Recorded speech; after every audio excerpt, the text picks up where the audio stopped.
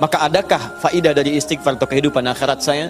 Kamu mau minta surga yang mana? Orang-orang surga biasa, saya berikan pada pelaku istighfar surga seluas langit dan bumi. Jadi kalau orang rajin istighfar, astagfirullah, astagfirullah, astagfirullah, maka Masya Allah, dahsyat sekali hasilnya.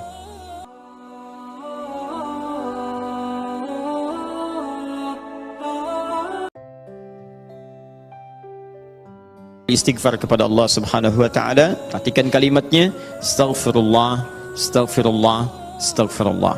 Ini yang paling pendek. Tertuang dalam kitab-kitab hadis, di antaranya Sahih Muslim nomor hadis 591. Hadis-hadis ada yang menyampaikan dengan singkat astaghfirullah, astaghfirullah, astaghfirullah. 3 kali kemudian disebutkan. Jadi ini yang paling singkat. Istighfar kalimatnya astaghfirullah. Astaghfirullah. Berapa kali? 3 kali. Perhatikan, ini riwayat pertama. Kalau Anda menggunakan yang ini, boleh. Tapi cara memahaminya, ini yang paling singkat, paling pendek. Jadi kalau sedang buru-buru misalnya, ya Anda ingin buru-buru setelah selesai itu, sambil jalan misalnya, ingin dipercepat bacaannya, silahkan pilih yang ini yang singkat. Astaghfirullah, astaghfirullah, astaghfirullah. Paham? Kalau agak senggang, silahkan tambahkan dengan lebih luas. Astaghfirullahaladzim, astaghfirullahaladzim, astaghfirullahaladzim.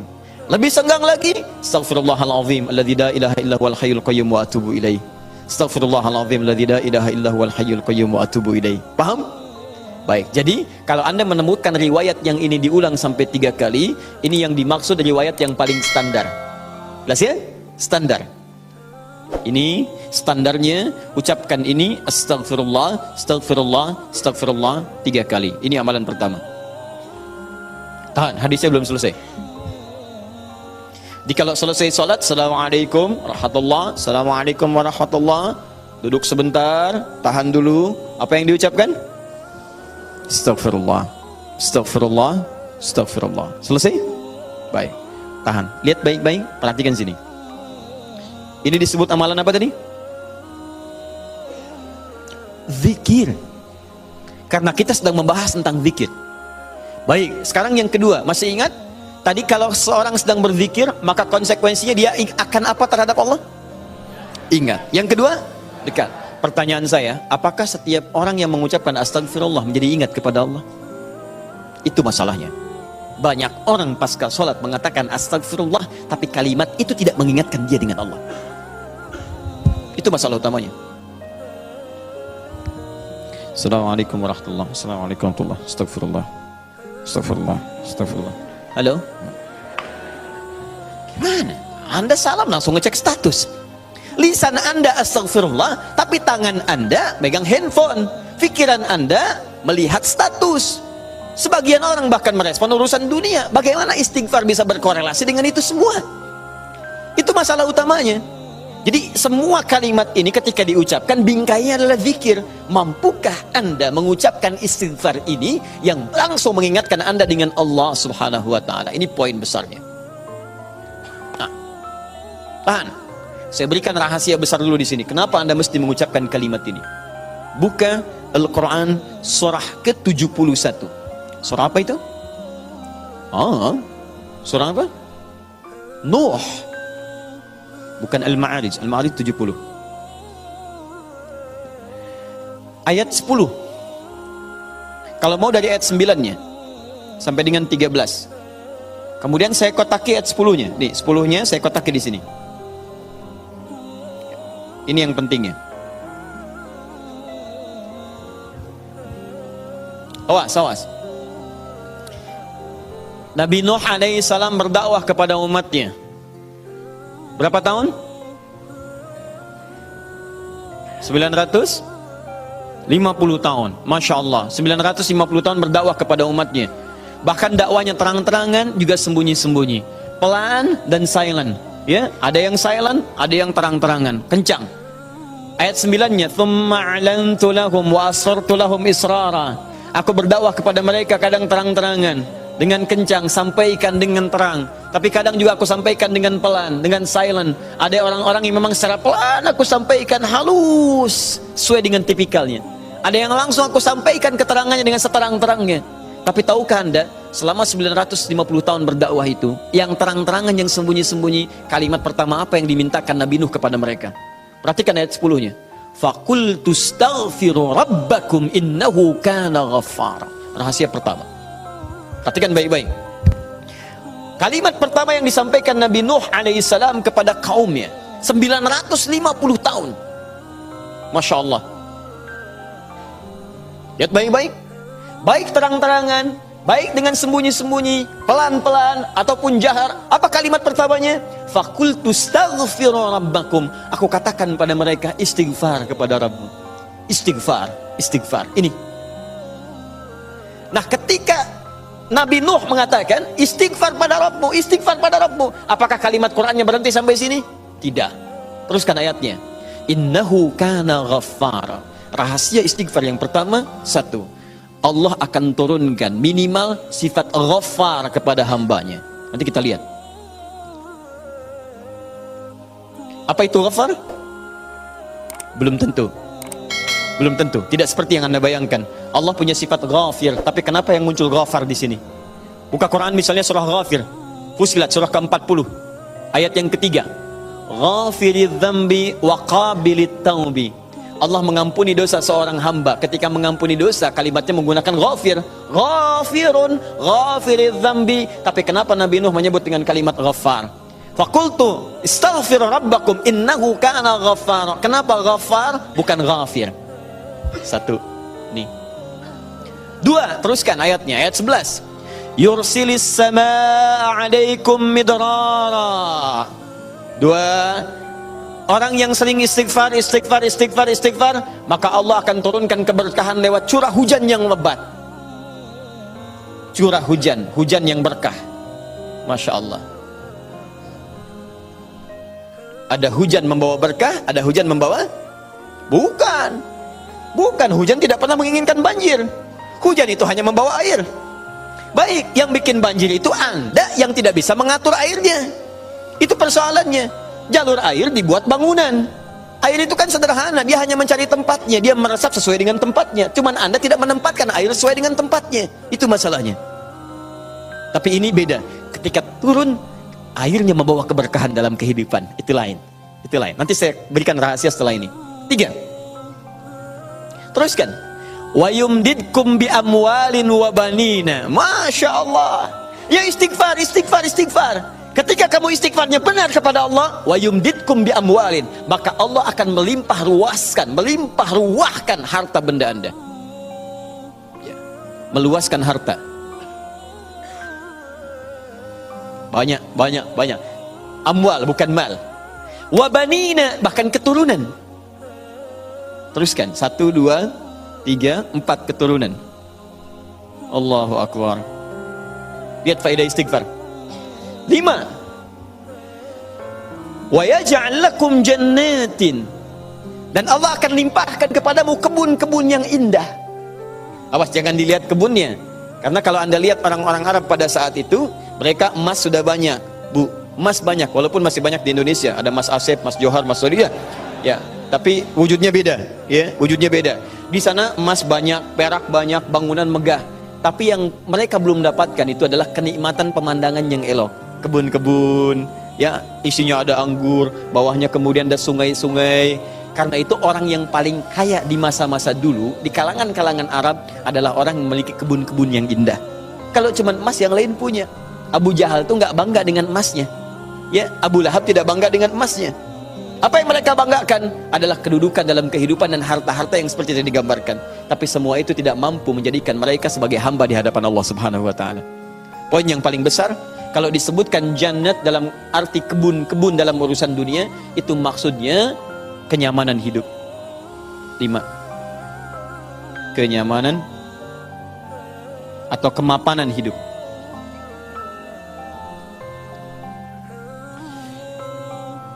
Wa yaj'al lakum anhara, kenikmatan hidup. Masya Allah, sudah mapan, nikmat, kaya, tenang. Wah, ini hebat banget nih hidupnya. Dosanya diampuni oleh Allah, kemudian hidupnya berkah, hartanya melimpah, keturunannya juga luar biasa gitu kan. Setelah itu hidupnya nyaman, mapan dan nikmat. Kurang apa lagi? Antum pilih mana? Kaya tapi gelisah atau miskin tapi tenang? Jangan pilih yang ketiga, saya tidak berikan. Nah, tahan sebentar. Lihat sini. Jadi ketika Anda diminta istighfar, astagfirullah, astagfirullah, astagfirullah. Ternyata di antara esensi kalimat istighfar itu bukan kalimat biasa. Anda mampu mengucapkannya dengan baik, maka Allah turunkan kemuliaan lewat lisan Nabi Nuh itu. Faqultu astaghfiru rabbakum innahu kana ghaffara yursilis samaa'a 'alaikum midrara wa yumditkum bi amwalin wa banina wa yaj'al lakum jannatin wa yaj'al lakum anhara. 6 kemuliaan bagi orang yang sangat senang beristighfar kepada Allah Subhanahu wa taala. Tapi ini masih urusan dunia. Akhiratnya belum selesai. Pilih mana? Miskin masuk surga atau kaya masuk neraka? Miskin masuk surga. Kasihan. Kenapa tidak kaya masuk surga? Ya itu pilihan dari saya. Ya. Ini pilihan dari Al-Quran. Saya kan tidak mengatakan jangan pilih yang ketiga. Itu yang pertama tadi. Ya. Lihat sini. Ini jaminan kehidupan dunianya, mana akhiratnya. Ya Allah, kalau cuma dikasih dunia saya tidak mau. Jangan-jangan saya dunianya bahagia, akhiratnya nestapa. Maka adakah faidah dari istighfar atau kehidupan akhirat saya? Kamu mau minta surga yang mana? Orang-orang surga biasa, saya berikan pada pelaku istighfar surga seluas langit dan bumi. Quran surah ketiga ayat 133. Ayat 133, paling kanan sebelah atas. Lihat, di sini hidupnya lapang, di sini surganya seluas lapangan. Lapangannya apa? Bukan lapangan dunia. Perhatikan lapangan akhirat. Wasari'u ila maghfirah. Bergegaslah Anda untuk memohon ampunan Allah. Maghfirah, turunan kata dari istighfar, minta ampun. Bukankah istighfar minta ampun? Ayo cepat, bergegas, rajin, cepat. Orang yang rajin istighfar, cepat istighfar. Lihat, wa jannatin arduhas samawati wal ardh. Maka kami akan sediakan harapan baginya, menyediakan tempat kembalinya surga seluas langit dan bumi. Dan digolongkan ahli istighfar sebagai orang-orang yang takwa. Uiddat lil muttaqin, kami siapkan untuk orang takwa. Siapa orang takwa dimaksud? Awal ayatnya wasari'u ila maghfirah. Surga seluas langit dan bumi. Masya Allah. Silakan kalau mau koprol, berhenti di mana tuh? Ya.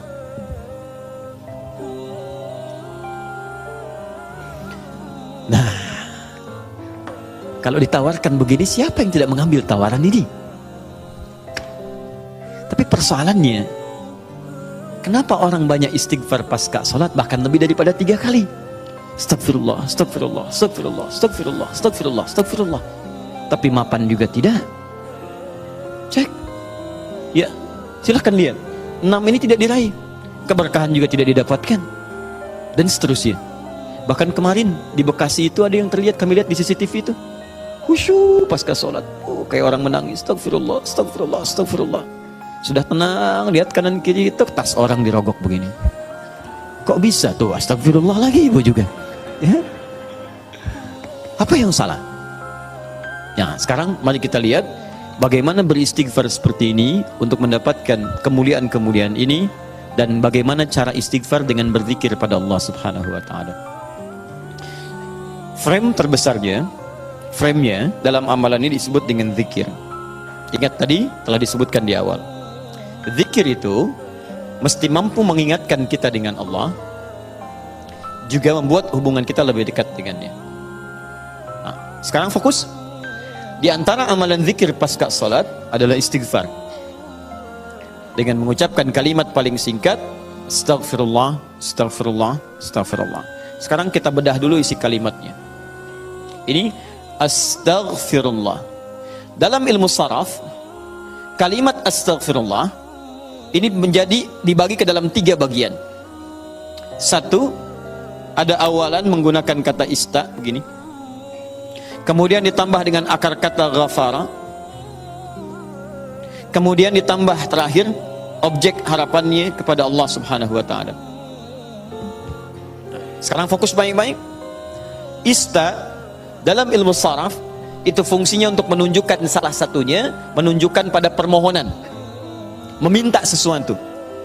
Ghafara, ampunan, meminta ampunan menggunakan istaghfara. Istaghfara itu kata kerjanya, istighfar keadaannya, kata benda atau sifatnya. Jadi kalau ini menunjukkan permintaan atau permohonan, kemudian apa yang diminta? Ghafara, ampunan dari Allah Subhanahu wa taala. Tapi persoalannya dalam bahasa syariat tidak pernah ada kalimat ghafara, yaitu ampunan, kecuali disandingkan atau dilawankan kepada dosa. Ini poinnya. Jadi kalau Anda minta ampunan, Anda harus merasakan apa yang mau diampuni.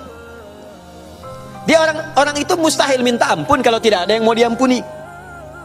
Paham? Ada seorang ngambil barang, tiba-tiba dipukulin orang lain, mengatakan ampun, ampun, ampun. Kenapa minta ampun? Untuk dihentikan pukulannya. Kenapa dipukul? Karena pernah berbuat salah. Bahasa singkatnya, jika Anda memohon ghufran kepada Allah, ampunan kepada Allah, itu artinya Anda telah berbuat kesalahan atau dosa dalam kehidupan. Jelas? Dosa dalam bahasa Arab disebut dengan dzambun namanya. Dzambun. Kalau dia banyak disebut dengan dzunubun. Dzunubun. Dzunub. Kalau dosanya satu saja, dzambun, maka Allah menurunkan sifat untuk mengampuni satu dosa ini. Anda sebut namanya, minta kepada Allah, maka berpeluang mendapatkan ampunan dari Allah. Apa namanya? Ghafir. Sifat Allah yang mengampuni satu dosa. Ghafir. Turun Quran surah Ghafir, ya, surah ke-40 itu. Ayat ketiganya, Ghafiriz dzambi. Kata ghafir dipasangkan dengan dzambun. Ghafiriz dzambi wa qabilit taubi. Ketika Anda ingin minta ampun kepada Allah satu dosa, berbuat dosa, astaghfirullah ya Allah, ampuni saya Allah. Allah turunkan sifatnya ghafir, saya ampuni kamu, saya terima taubatmu. Paham? Tapi ketika dosa Anda berlipat, banyak dosa, mata berdosa, telinga berdosa, lisan berdosa, sampai ke kaki berdosa, maka bukan dzambun namanya, tapi dzunubun. Sifat Allah yang mengampuni aneka dosa dan tidak membiarkan hambanya larut dalam dosa, maka turunlah kemudian yang kedua disebut dengan Ghaffar namanya. Ghaffarun. Maka istighfar ketika Anda mohonkan kepada Allah, dahsyatnya bukan menurunkan sifat yang pertama Ghafir, tapi menurunkan sifat yang kedua Ghaffarun. Pertanyaan saya, siapa yang dosanya cuma satu sampai hari ini? Boleh angkat tangan? Ayo, saya pulang. Anda lebih layak kalau cuma satu dosa, lebih layak memberikan tausiah dibanding Adi Hidayat yang banyak dosa. Siapa yang sampai hari ini banyak dosanya? Tidak perlu angkat tangan, saya tahu. Baik. Nah, karena kita merasa banyak dosa, kita merasa banyak berbuat kesalahan, maka bagaimana mungkin kesalahan itu bisa mengantarkan pada cita-cita yang kita harapkan? Baik, saya tanya kepada Anda semua. Misal, mohon maaf teman-teman sekalian, berkah itu terkait erat dengan kemuliaan, mulia, taat. Tidak akan bersanding dengan maksiat. Karena maksiat itu diantara cara memutus pintu rizki dalam hal yang berkah itu maksiat. Jadi kalau seseorang itu berbuat maksiat, keberkahan pada rizki tidak akan datang. Nah sekarang coba cek, mungkin rizki itu belum datang ke tempat Anda, ke rumah Anda, di kehidupan keluarga Anda. Bukan Anda kurang usaha, tapi Anda kurang mampu membebaskan diri dari maksiat dalam kehidupan. Ini poinnya. Maka dari itu ketika Anda istighfar astagfirullah, jangan cuma kosong di lisan. Kalau cuma seperti itu, balita yang umur usia 5 tahun misalnya, 5 tahun, balita 5 tahun ajarin istighfar juga. Padahal dia belum mendapatkan hisab.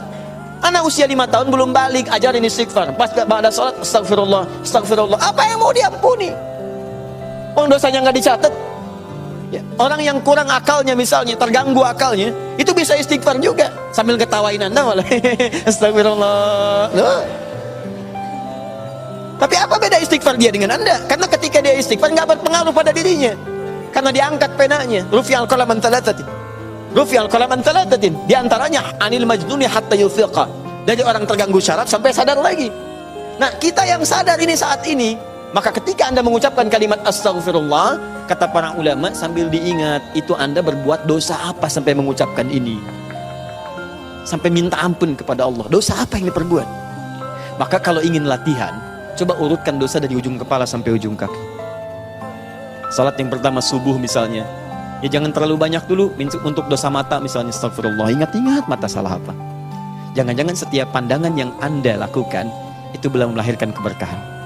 Alhamdulillah. Bisa nggak pandangannya berkah? Ada ayat di Quran. Ada orang-orang dimuliakan oleh Allah sampai disebut kuat iman. Orang yang kuat iman, yang pandangannya itu berkah, setiap memandang berkah, berkah, berkah. Bahkan saking berkahnya nyaman dia dalam kehidupannya. Ya, itu ada di Quran surah ke-24, punya cahaya dia. Ayat 30 sampai 31. 30 untuk laki-laki, 31 untuk perempuan. Wa qul lil mu'minina yaghuddu min absarihim. Katakan pada perempuan laki-laki beriman, setiap lelaki beriman, perhatikan, palingkan pandangannya dari yang tidak baik. Jadi kalau orang zikirnya benar, itu dia akan berpaling dari yang tidak baik. Otomatis Pak, Bu, otomatis. Bahkan yang mirip-mirip pun dengan apa yang ia punya, belum tentu kemudian ia pandang dengan berlama-lama. Jadi teman-teman sekalian, itu pandangan. Coba berapa kali dalam sehari memandang yang tidak benar? TV, handphone, gambar-gambar, itu kan? Dan seterusnya, baru keluar, memandang dengan cara yang tidak layak. Sama perempuan juga begitu, bukan kayak 31 untuk perempuan. Wa qul lil mu'minati yaghdudna min absarihinna. Katakan pada perempuan-perempuan yang beriman, awas hati-hati, perempuan-perempuan yang beriman. Artinya kalau pandangan nggak dijaga, menunjukkan imannya lemah. Ya, berapa kali ibu banyak memandang hal-hal yang tidak benar? Ya, berapa kali pandangannya melahirkan nafsu? Pandangan di mall dibawa sampai ke rumah. Nah, jadi ketika Anda istighfar, sambil diingat dosanya. Astagfirullah, astagfirullah, mata. Terus masuk ke lisan, astagfirullah ya Allah. Mungkin dengan lisan ini, maaf orang tua saya pernah menangis. Dengan lisan ini, pasangan saya pernah bersedih. Dengan lisan ini, tetangga saya pernah kabur dari saya. Dengan lisan ini, anak saya pernah menjerit. Dengan lisan ini, ya Allah, barangkali itu yang menghambat keberkahan dalam kehidupan saya. Astagfirullah, astagfirullah, astagfirullah. Setelah itu dosa Anda, setelah tuntas sampai dengan ujung kaki, dosa Anda pada orang tua. Suami kepada istri. Istri kepada suami. Bagaimana kadang-kadang tidak baik dalam kehidupan rumah tangga. Kepada anak-anak, kepada tetangga. Barangkali, mohon maaf, hal-hal itu yang menghambat pintu kemuliaan dalam bahkan urusan dunia ini yang belum turun. Nah, kalau sudah semua sekat dibuka, semua akan turun. Masih ingat tadi? Lihat di Quran surah 3 ayat 133. Teman-teman masih ingat tidak? Surga yang ahli istighfar ini disediakan untuk orang apa? Takwa kan? Jadi kalimat takwa ketika disebutkan di ayat ini, uiddat lil muttaqin, disediakan bagi orang takwa. Bukankah dimulai awal dengan istighfar? Sekarang saya tunjukkan kepada Anda. Kita buat persamaan. Lihat sini. Kita buat persamaan. Istighfar adalah sama dengan amalan ahli takwa. Takwa bisa mengantarkan ke surga. Tapi Anda jangan lupakan bahwa takwa pun membuka semua pintu keberkahan urusan dunia dari langit dan bumi. Takwa persamaannya berkah langit dan bumi. Dari mana mendapatkan persamaan ini? Di Quran surah ke-7. Teman-teman sekalian, ayat 96. Walau anna ahlal qura amanu wattaqau la fatahna 'alaihim barakatin minas sama'i wal ardh. Kalaulah kemudian ada orang-orang beriman, ahli takwa, bertakwa kepada Allah, bahkan satu komplek bertakwa, satu kampung bertakwa, kami buka semua pintu keberkahan di langit dan di bumi. Semua pintu keberkahan. Jadi kalau Allah sudah buka, dari manapun dan dimanapun Anda beraktivitas, akan mudah dan nyaman Anda beraktivitas. Di rumah pintu berkah dibuka, nyaman. Di kantor dibuka, nyaman. Di kehidupan sosial dibuka, nyaman. Jadi kalau orang rajin istighfar, astagfirullah, astagfirullah, astagfirullah, maka Masya Allah, dahsyat sekali hasilnya.